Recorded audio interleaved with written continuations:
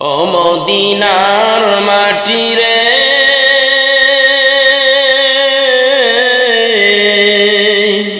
তুমি বড় ভাগ্যবান, তোমার বুকে শুয়ে আছেন আল্লাহর শ্রেষ্ঠ মেহমান।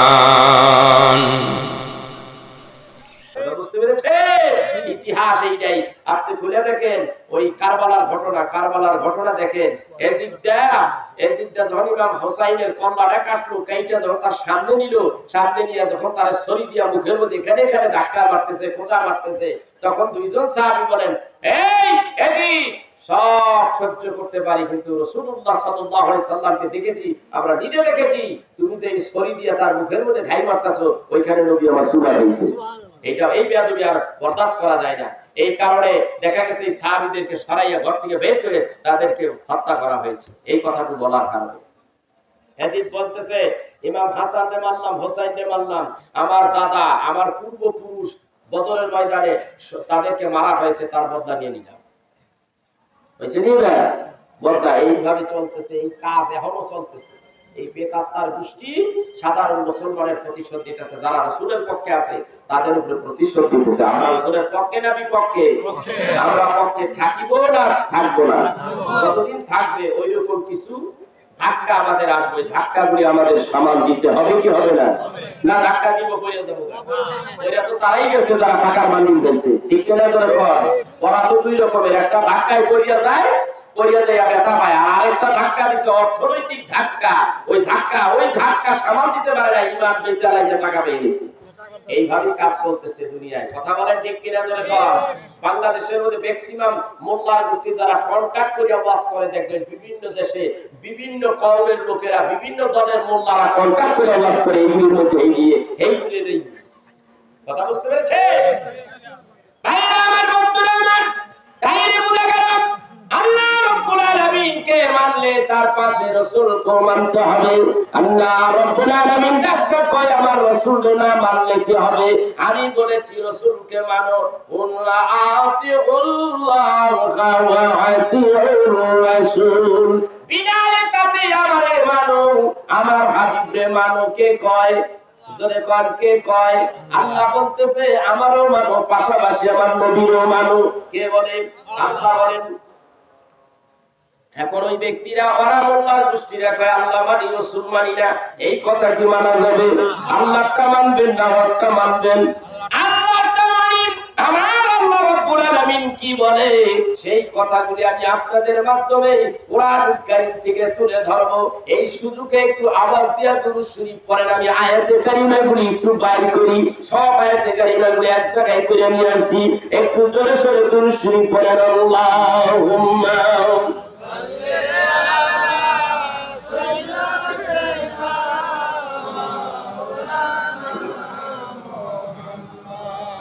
وعلى آل سيدنا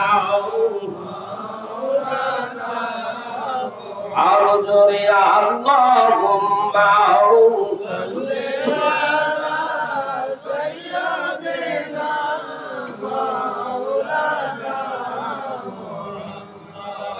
وعلى آل سيدنا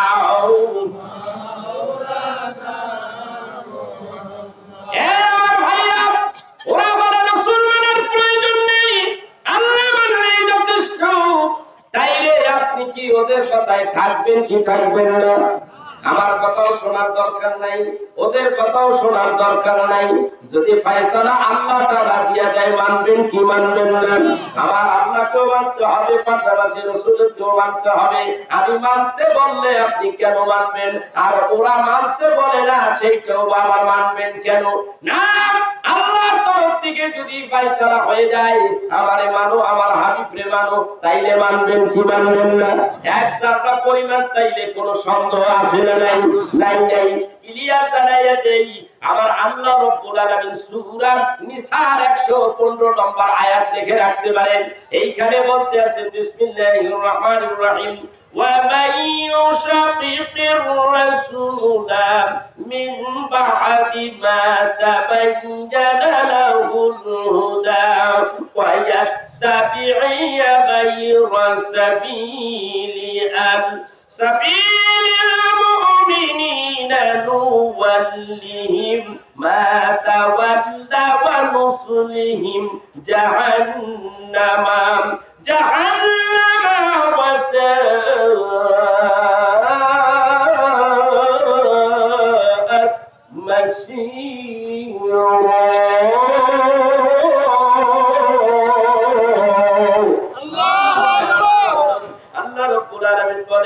যে কেউ রাসূলুল্লাহ সাল্লাল্লাহু আলাইহি সাল্লামের বিরুদ্ধে আচরণ করে তাদের নিকট সরল পথ প্রকাশ হওয়ার পরেও সরল পথ প্রকাশিত হয়ে গেছে, এরপরে প্রকাশটা কে করলো? আল্লাহর কথা রাসূল বুঝাইয়া দিয়েছে এই সরল পথ, এইটা হলো সরল পথ। এরপর সরল পথ তারা মানে না, তারা রাসূলের কথা মানে না। যে মানুষগুলি রাসূলের বিরুদ্ধে আচরণ করলো তার নিকট সরল পথ প্রকাশিত হওয়ার পর এবং সকল মুসলমানের অনুসৃত পথের বিরুদ্ধে চলে, যারা সরল পথে চলে ওই মুসলমানদের বিরুদ্ধে যারা চলে মানে ওই গোষ্ঠী কোরা আর কবিশের গোষ্ঠী যেটা কয় এটা তো আপনি আমরা রাসূলকে মানি আমাদের বিরুদ্ধে গেছে, এরা আমাদের বিরুদ্ধে গেছে। তাদের ব্যাপারে আল্লাহ রাব্বুল আলামিন 1000 বছর আগে সিদ্ধান্ত নিয়েছে। আল্লাহ বলেন যারা মুসলমানেরা অনুসৃত পথের বিরুদ্ধে চলে কারা? ওই গোষ্ঠীরা। আমি তাকে ওই দিকেই ফিরাবো সে যেই দিকে থাকতে চায়। তার মানে তুমি জাহান্নামের পথ পাইছো নিশ্চয় ইচ্ছা করে, তাইলে থাকো ওই পথেই থাকো। আর ইমানদারেরা যারা ঈমানওয়ালা আমার রাসূলকে যারা মানলো তারাই হলো ঈমানওয়ালা।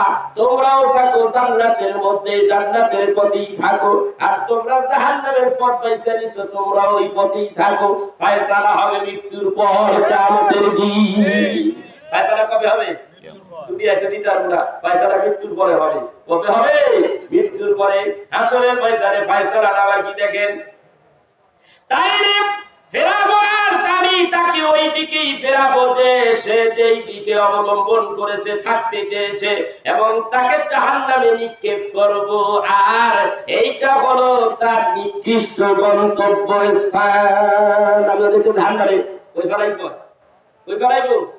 এর ফয়সালা দিছে কেডা? আল্লাহ। যারা রাসূলের বিরুদ্ধে গেছে, যারা রাসূলকে মানে না, রাসূলের কথা মানে না, রাসূলের কর্মের কথা মানে না, এরা কোন রাসূলের বিরুদ্ধে চলে গেছে, তাদের জায়গা কোথায়? জাহান্নাম। কে বলছে ফয়সালা কে দিছে? আমি লজিকলি দেই নাই। পরের আয়াতের মধ্যে আরেকটা বলে দিই, এইটা সূরা নিসার 14 নম্বর আয়াত। আল্লাহ রাব্বুল আলামিন বলেন ওয়া মাইয়াসিল্লাহু ওয়া রাসূলহু ওয়া ইয়াতাআদ্দা হুদুদাহুম ইউদখিলহু নারা খালিদান ফিহা ওয়া লাহু আযাবুম মুহিন।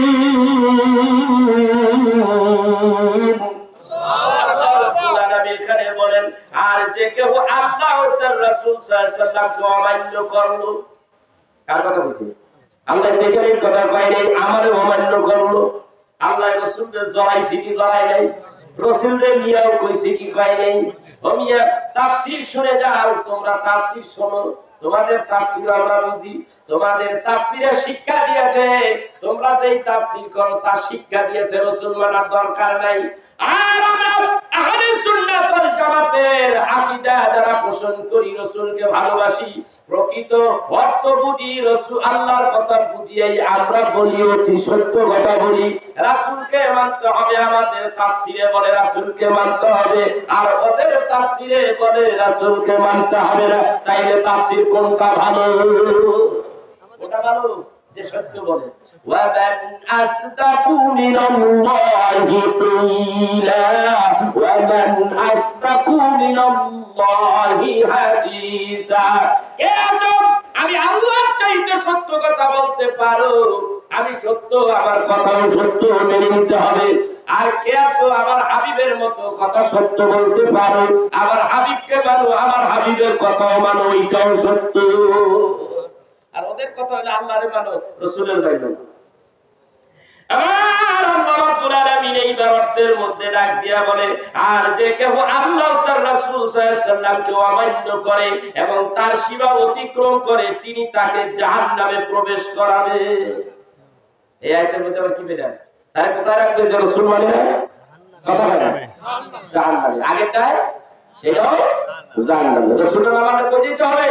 আল্লাহ কোরআনে স্পষ্ট দলিল দিচ্ছে, কিয়ামত দেশে সদা অবস্থান করবে এবং সবসময় থাকবে, এবং তার জন্য লাঞ্ছনাদায়ক শাস্তির ব্যবস্থা রাখা, শাস্তি দিব না, লাঞ্ছনা দেবে।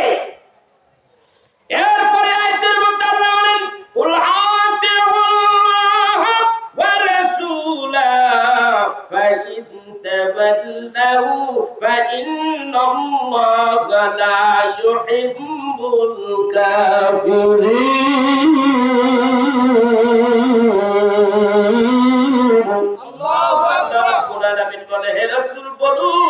আল্লাহ এবং তার রাসূলের আনুগত্য করা। অথচ তাফসীরের মধ্যে আছে আল্লাহ বলে তোমরা আমারে মানো, আমার কথা মানো, আমারও মানবা, যেমন আমার হাবিবেরও মানো, আমার হাবিবের কথাও মানো। আল্লাহ কইছে তার আবার রাসূলের দাও জ্বলাইছে কি জ্বলাই নাই? তাইলে আল্লাহর কথা মানো, আল্লাহর নবীর কথা মানো, তাদের অনুগত্য করো। কিন্তু যদি তারা বিমুখতা অবলম্বন করে, অর্থাৎ এই মানা থেকে যদি তাদের মুখটা ফিরাইয়া নিয়ে যায়, ঘুরাইয়া নিয়ে যায়, মানে জ্বলা গেছে, যদি ঘুরাইয়া নিয়ে যায়, আল্লাহ রাব্বুল আলামিনের ব্যাপারে ১৫০০ বছর আগে কোরআনে ফয়সালা দিয়ে দিয়েছে, যদি তাদের মুখটা ঘুরাইয়া যদি অন্যদিকে নিয়ে যায়, তাহলে মনে রাখিও আল্লাহ কাফেরদের ভালোবাসে না। আল্লাহ কারে ভালোবাসে না? কাফেরে ভালোবাসে না। তাহলে দুইটা হলো, একটা হলো ভালোবাসে না, আরেকটা হলো কাফের।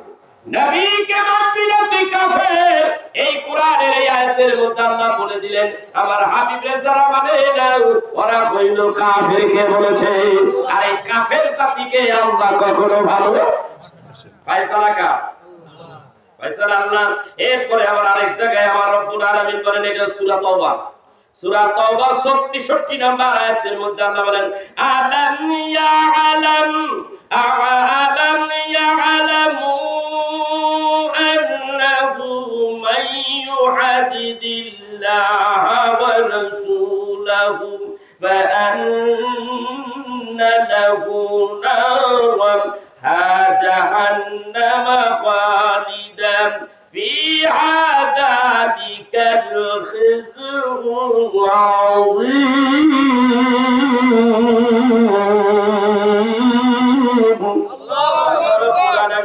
তারা কি জানে না যে আল্লাহ ও তার রাসূলের যারা বিরুদ্ধাচরণ করে, বুঝেননি? বুঝতেছেন? আল্লাহ কিন্তু ইঙ্গিত দিতেছে কোন দিকে, কথা কয় না, ইঙ্গিত কোন দিক দিচ্ছে? আল্লাহ জানে যে একটা দল আইবো আখিরি জামানায়, আল্লাহ ১৫০০ বছর আগে এই কামাই দিয়ে দিয়েছে। হ্যাঁ, তারা আবার বলতেছে কি, যারা বিরুদ্ধাচরণ করে, কার? রাসূলের বিরুদ্ধাচরণ করে, এমন লোকের ভাগ্যে রয়েছে জাহান্নামের আগুন। কে কয়? ফয়সালা কে দিছে? তাহলে রাসূলের নাম মানলে কোথায় যেতে হবে? এর রাসূলের নাম মানলে আপনারা জাহান্নামে যাইতে চান? কথা কন না কে? তাহলে রাসূলের মানা লাগবে কি লাগবে না? আল্লাহ তাআলা ডাকতে বলেন, একটি পরিচিত আয়াতে কারিমা ঘোষণা করি, প্রসঙ্গ স্বরূপ এই আয়াতে এসে গেছে। আল্লাহ রাব্বুল আলামিন বলেন, বিসমিল্লাহির রহমানির রহিম, ইন কুনতুম তুহিব্বুনাল্লাহ ফাত্তাবিউনি ইউহিব্বুকুমুল্লাহ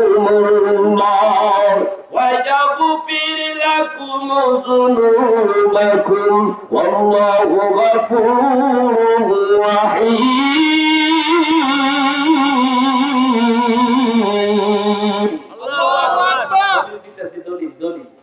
ওরা যেটা মানে না, ওরা যেটা কয়, ওরা যে ভুলের মধ্যে আছে আর আমরা যে হকের মধ্যে আছি, এই ১৫০০ বছর আগে আল্লাহ কইয়া দিয়েছে সেই কথা। দলিল দিচ্ছি, ওয়াজ হবে না আজকে।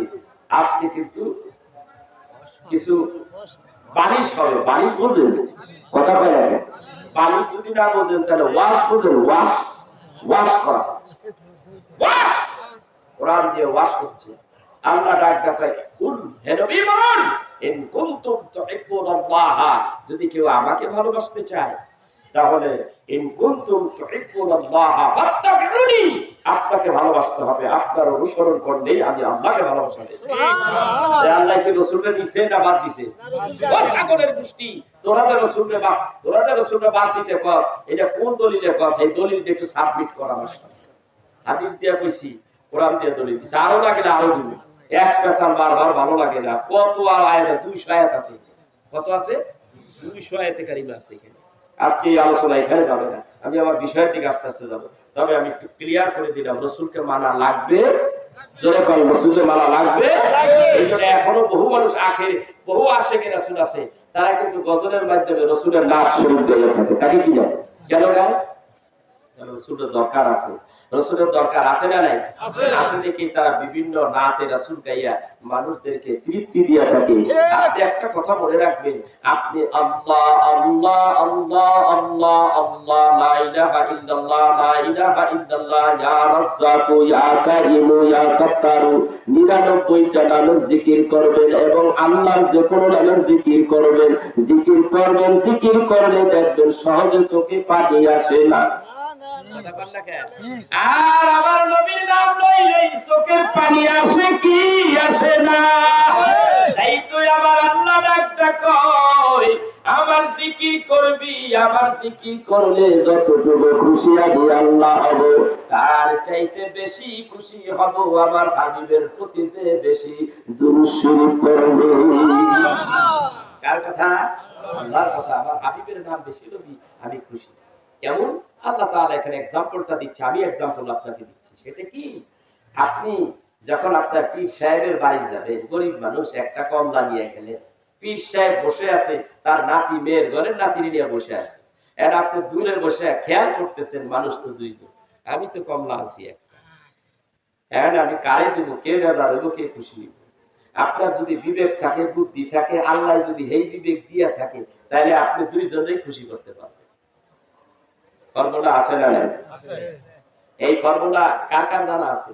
কারে দিলে কত দেয়, কারে দিলে নানাও খুশি, নাতিও খুশি, অর্থাৎ পিসাবও খুশি, আবার যে পাইলো সেও খুশি, দুইজনেই খুশি হবে। কারে দিলে খুশি হবে? নাতিরে দিলে। নাতিও খুশি পাইয়া আর নানায় না পাইয়া খুশি যাবে না। এইটা হলো আশিকের কথা। আল্লাহ রাব্বুল আলামিন ডাকতে বলে, বান্দারে আমার জিকির করিস না, আমি বেজার হব না। আমার জিকির করিস না, তাতে আমি বেজার হব না। আমার হাবিবের জিকির কর, আমার হাবিবের দুরূদ পড়, আমার হাবিবের দুরূদ পড়লে আমি আল্লাহ তোর উপরে রাজি খুশি হয়ে যাব। সুবহানাল্লাহ।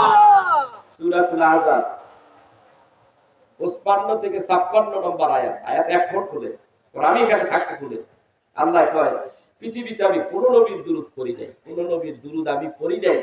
হযরত আদম নবী থেকে ঈসা নবী পর্যন্ত 1 লক্ষ বলেন, 2 লক্ষ 24,000 বলেন, 3 লক্ষ 36,000 নবী ও রাসূল বলেন, আমি কারো দুরূদ পড়ি নাই। আমি একজন ব্যক্তির দুরূদ পড়ছি, আর ওই দুরূদের কথা কোরআন শুনবে। আমি আল্লাহ রাব্বুল আলামিন সূরা আহজাবের মধ্যে জায়গায় তুলে ধরছি। সুবহানাল্লাহ। এরা কয় দুরূদ পড়ি মুহাম্মাদের, ওরা কয় দুরূদ পড়েন ইব্রাহিম। ও ছাগল, এই ছাগলের ঘরে ছাগল, 3 নম্বর ছাগলের বাচ্চা। দুরূদ পড়তাছি, দুরূদে মুহাম্মাদি, ও কয় দুরূদ পড়েন দুরূদ ইব্রাহিম। ছাগল কোনার, আমি তো ইব্রাহিম নবীর উম্মত না, আমি হলাম আখিরি জামানার মুহাম্মাদের উম্মত। আমি মুহাম্মদ নবীর দুরূদ পড়বো, আমি ইব্রাহিম নবীর দুরূদ পড়বো না। আমি ইব্রাহিম নবী একজন জলিল কদর পয়গম্বর, তাকে শ্রদ্ধা করি, তিনি তাকেও মানতে হবে, কিন্তু সে আমার নবী নয়, সে আমার নবী হলো মুহাম্মদ রাসূলুল্লাহ সাল্লাল্লাহু আলাইহি ওয়াসাল্লাম। প্রিয় দর্শক, ভালো করে খেয়াল করেন, হযরত ইব্রাহিম আলাইহিস সালাতু ওয়াস সালাম মক্কা নগরে মিনার কাছে দেয়া নিজের ছেলের কুরবানি দিছে কি দেয় নাই? দিছে, ভালো কথা, আমার ওইটা দেখার দরকার নাই। হযরত ইব্রাহিম গরিব মানুষ, ইব্রাহিম নবী যে কুরবানিটা দিছে, ইব্রাহিম নবী যে তার জমানায় দিছে, তার ইমানি পরীক্ষা আল্লাহ দিছে, ওটা আমার দেখার বিষয় নাই। কিন্তু এখন আমার দেখার বিষয় আছে, ওইটার সাপোর্ট আমার রাসূল দিছে, এই জন্য এখন দেখা তুমি হজ কমপ্লিট করো এবং তোম দাও, কুরবানি দাও, কারণ রাসূল সাপোর্ট দিছে। রাসূল বলে গেছে ইব্রাহিম নবী এটা করছো, তোমরা করো। এখন দাম হইছে কি হয় নাই?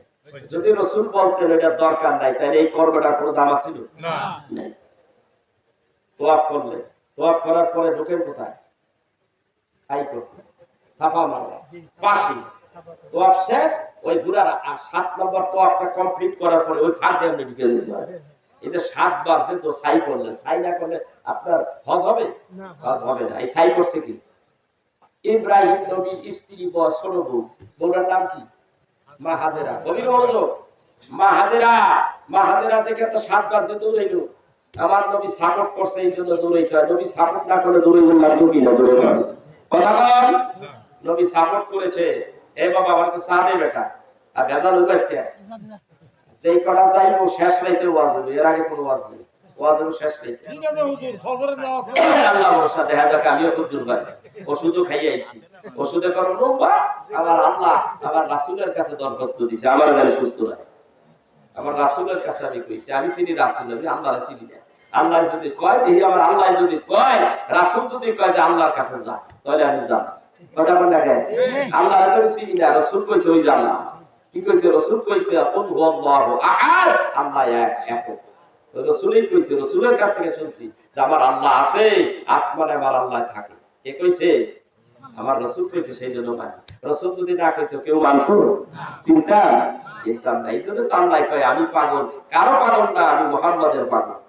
কার পাগল? আল্লাহ কার পাগল? মুহাম্মদ রাসূলুল্লাহ পাগল। কার পাগল? মুহাম্মদ রাসূলুল্লাহ সাল্লাল্লাহু আলাইহি ওয়াসাল্লাম পাগল। আহলে সুন্নাত ওয়াল জামাত যারা আল্লাহকে ভালোবাসে তারা রাসূলকে ভালোবাসে, ঠিক কি না? আল্লাহ যারা ভালোবাসে আমরাও তারা ভালোবাসি, ঠিক না? এবার আসে কথাটা ক্লিয়ার করে দিই। আল্লাহর নবী ডাক দেয়, কয় হাজেরা এখানে দৌড়াইছে এমনি। আরে এটা যে কত কষ্ট, এইটার উপর আল্লাহ রাজি আছে, খুশি আছে। কারণ ওই পোলা একটু পানির জন্য দৌড়াইছে, পানি তো পায় না, এই দিনটা পোলা তো কাম করে দিয়েছে, চিৎকার মারতে আছে, পায়ের ফুটার ছুড়ে আল্লাহ কি করছে? জমজমের পানির দাহর জারি করে দিছে, জমজম জারি হয়ে গেছে গাছ। এটার নাম কি? জমজম। কিসের জমজম? এটা আইনও কিন্তু জমজম। জমজম অর্থ কি? কথা বলে জমজম শব্দের অর্থ কি? এটা আরবি ভাষা। জমজম, জমজম, জমজম কেমনে আসলো? ওখানে যখন পানি ফোয়ারা উঠছে আইতেছিল, তখন মা হাজেরা করতেছে কি, চতুর্দিকে মাটি তো নাই, পাথর দিয়া এর ব্যাগ দিছে, পানি তো উঠছে আইতেছে, পানি তো আর থামে না। হযরতে মা হাজেরা বলতেছে জমজম, জমজম। জমজম শব্দের অর্থ থাম থাম, থাম থাম। আল্লাহ ডাক দেয়, হাজেরা যদি সেই দিন না বলতো থাম থাম, তাইলে আমি থামতাম না, এই পর্যন্ত পানি বাইরে হইতেই থাকতো, দুনিয়াটা ভরে দিতাম পানি দিয়ে। আর আমার বান্দাগুলি সকাল থেকে সন্ধ্যা পর্যন্ত গুনাহ করতো, আর সন্ধ্যার পরে যাইয়া যদি জমজমের পানি দিয়া গোসল করতো, গোসল করার সঙ্গে সঙ্গে আমি আল্লাহ তারে মাফ করে দিতাম। মা হাজেরা কইছে জমজম থাম থাম, আমি থাকবেই বেশি, কিন্তু এমন থামা থামি নাই যে আমি আর পানি দেব না। এই যে মক্কা আর মদিনায় এত পানি উঠায়, টনে টনে পানি উঠায়, হায় হায় হায়, হাজার হাজার লক্ষ লক্ষ মন পানি উঠাইতে আছে। এতটুকু একটু জায়গার মধ্যে থেকে কেমনে পানি ফুটন যে আসে, আল্লাহ মাওলা ভালো। ঠিক সুবহানাল্লাহ। কন্যা কেন? জমজমের পানি যারা খায় তাদের পেটের রোগ ভালো হয়ে যায়। জমজমের পানি ওই দেশে যারা বেশি বেশি করে তার গুনাহ মাফ হয়ে যাবে, সে পবিত্র হয়ে যাবে, মাসুম বেগুনাহ হয়ে যাবে। জমজম পানি খাও। হাসপাতালে এখনো যে রোগী দেখা যায় মুমূর্ষ রোগী, বাঁচে কি বাঁচে না, রোগী তো ভালো হয় না, খারাপ হয় না, এইভাবে তেরা বেড়া হয়ে হরিয়া রয়েছে আজকে মাসের পর মাস। বড় বড় এমবিবিএস ডাক্তারেরা বলে জমজমের পানি নিয়ে আয়, বলে জমজম পানি খাওয়া, জমজমের পানি খাইলে হইলে ভালো হইব, নাহলে মরে যাবো, আরে জমজমের পানি খাওয়া, এই জন্য শেষ ট্রিটমেন্ট। সেই জমজম আছে কোথায়? এই জমজমের পানি আমি খাই না, তোমরাও খাও। এই তো জমজমের দাম বাইরে গেছে, সুবহানাল্লাহ বললাম। এ জমজম তোর কোনো দাম নাই, নবীজি বলেছে আমি খেয়েছি, তোমরাও খাও। জমজমের পানি আমরাও খাই, জমজমের পানি খাইতেছি, নবী বলেছে তাই খাই। কথা বল না, ওয়াজিব গোষ্ঠীরা তোরাও কি খাস, আমার নবী খাইছে তোরাও কি খাস। তার মানে তোরা খাবি, আমাকে নিষেধ করবি নাকি? তোরা আমরা গোপনে গোপনে কাম সারবো, কিন্তু তোরা করিস না। এই খাসিয়ত তো আবু জাহেলরা থাকছে। কথা কন না কেন? আবু জাহেলরা জানতো ঠিকই আল্লাহ একজন আছে, মুহাম্মদ সত্যিকারের নবী, কিন্তু মানুষের কাছে কইতো না, কারণ আমার ইজ্জত সম্মান যেত। কথা কন ঠিক কি না? তোরা তো সেই আবু জাহেলের চেলা, ঠিক কি না? তোরে কর। এখন একটু গভীর মনোযোগ। জমজম আল্লাহর নবী বলছে জমজম তোরা বইয়া খাইস না, দাঁড়ায় দাঁড়ায় খাইস। জমজম পানিকে বসে খাইতে হয় না দাঁড়ায় খাইতে হয়? ওই যে নবী কইয়া দিছে এই জন্য দাঁড়ায় খাইতে হয়। ঠিক কিনা ধরে খান?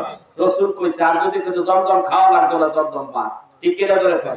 রাসূলের কাছে আসলেন সাহাবীরা, ইয়া রাসূলুল্লাহ ইয়া হাবিবাল্লাহ, আপনি আমাদেরকে বলে দেন হজ করতে হবে, হজ কয়বার করতে হবে, একটা মানুষের উপরে কয়বার হজ ফরজ?